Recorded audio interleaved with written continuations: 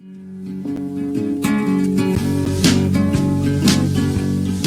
Morning दोस्तों, आपका स्वागत है मेरे शो इन्वायरमेंटल टॉक्स में। आज मैं आपको ग्राउंड वाटर बोर्ड द्वारा जारी की गई दिशा निर्देशों के बारे में जानकारी दूंगा और उम्मीद करता हूं कि आपको ये जानकारी पसंद आएगी। सेंट्रल ग्राउंड वाटर अथॉरिटी, जो कि वाटर रिसोर्सेज डिपार्टमेंट के अधीन कार्य करती है तथा भारत में ग्राउंड वाटर एक्सट्रैक्शन और रेगुलेशन को नियंत्रित एवं उसके दोहन और संग्रहण के लिए दिशा निर्देशों एवं पालना हेतु सतत कार्य करती है।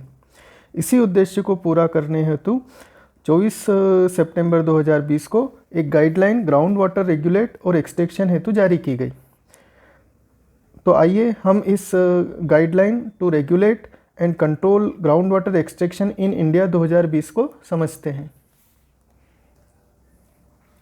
इंट्रोडक्शन।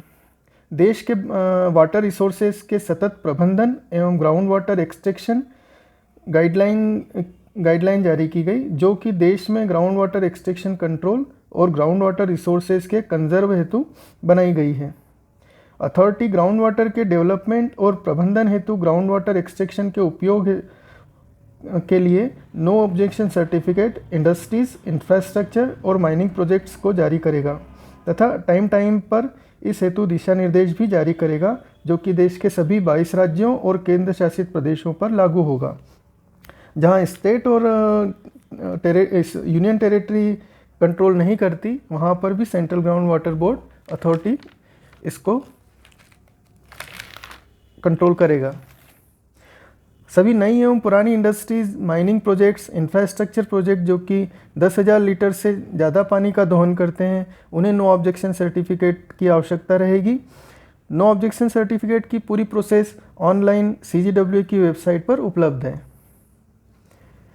ग्राउंड वाटर अथॉरिटी द्वारा जारी की गई गाइडलाइन में कुछ एग्जम्प्टेड कैटेगरीज को भी शिथिलता प्रदान की गई है, जिनमें डोमेस्टिक यूज़ के लिए जो जल दोहन किया जाएगा शहर या गांव में, उसके लिए शिथिलता प्रदान की गई है।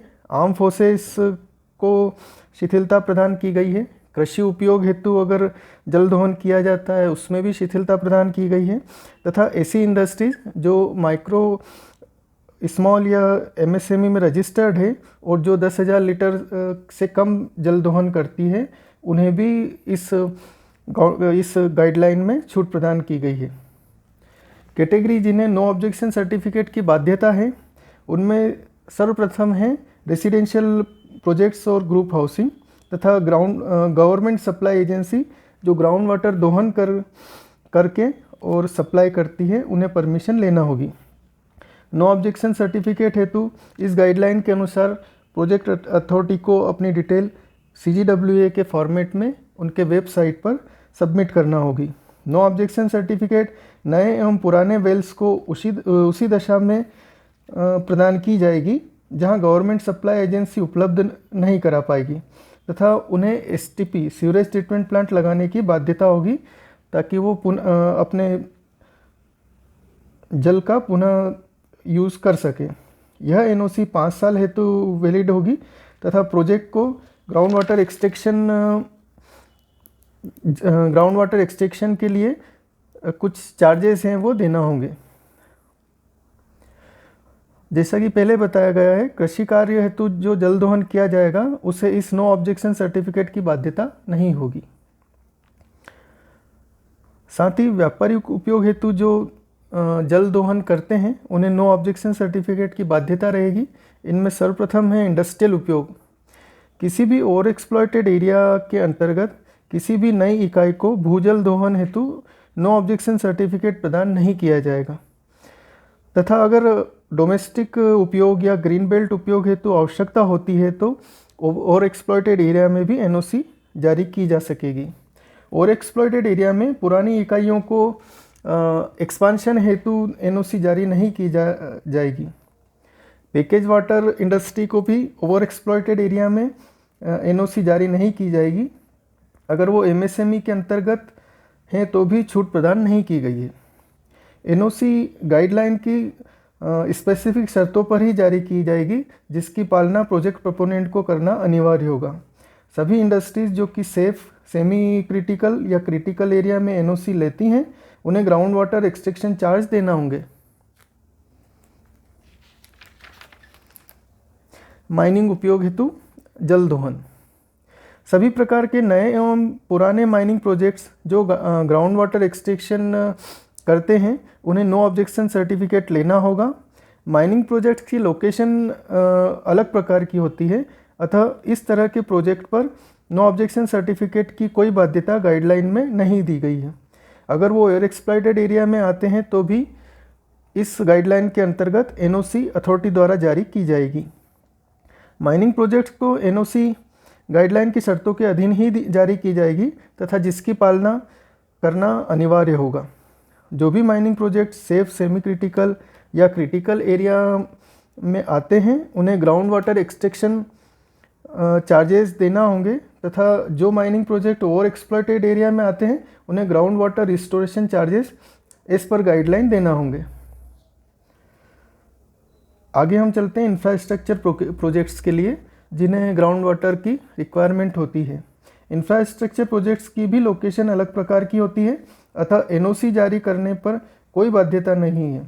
अगर लोकेशन ओवर एक्सप्लॉइटेड एरिया में आती है तो भी ग्राउंड वाटर बोर्ड द्वारा एनओसी जारी की जा सकती है।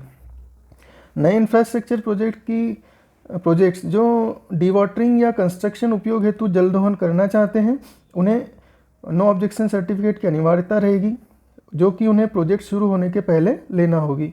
ओवर एक्सप्लॉइटेड एरिया में कंस्ट्रक्शन उपयोग हेतु जल दोहन की एनओसी उसी दशा में प्रदान की जा सकेगी जहां उपचारित जल 10 किलोमीटर के अंदर उपलब्ध नहीं होगा।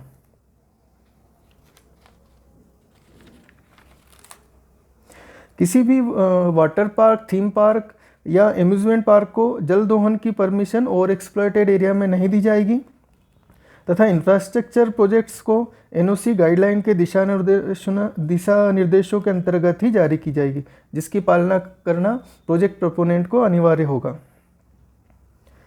सभी प्रकार के प्राइवेट टैंकर्स जो बल्क सप्लाई एजेंसी को एनओसी की आवश्यकता रहेगी। जो भी एजेंसी सेफ, सेमी क्रिटिकल या क्रिटिकल एरिया में ग्राउंड वाटर सप्लाई करती हैं उन्हें ग्राउंड वाटर एक्सट्रैक्शन चार्जेस देना होंगे तथा ओवर एक्सप्लॉइटेड एरिया में ग्राउंड वाटर सप्लाई एजेंसी को ग्राउंड वाटर रिस्टोरेशन चार्जेस देना होंगे। बल्क ट्रक या टैंकर सप्लाई के लिए अभी इस गाइडलाइन में कोई भी दिशा निर्देश जारी नहीं किए गए हैं तथा उसके लिए अलग से ग्राउंड वाटर बोर्ड द्वारा गाइडलाइन जारी की जाएगी। सभी सप्लाई टैंकर्स पर जीपीएस की अनिवार्यता रहेगी ताकि उनके चलने एवं जगह की मॉनिटरिंग की जा सके। एनओसी जारी करने हेतु एवं पालना हेतु कुछ जनरल कंडीशंस इस गाइडलाइन में बताई गई हैं। उसमें सर्वप्रथम है डिजिटल फ्लो मीटर लगाना होगा। जहाँ भी प्रोजेक्ट प्रोपोनेंट डीवाटरिंग कर रहे हैं या वाटर एक्सट्रैक्ट कर रहे हैं उस पर फ्लो मीटर लगाना अनिवार्य होगा। साथ ही रेन वाटर हार्वेस्टिंग सिस्टम लगाना अनिवार्य होगा प्रोजेक्ट में।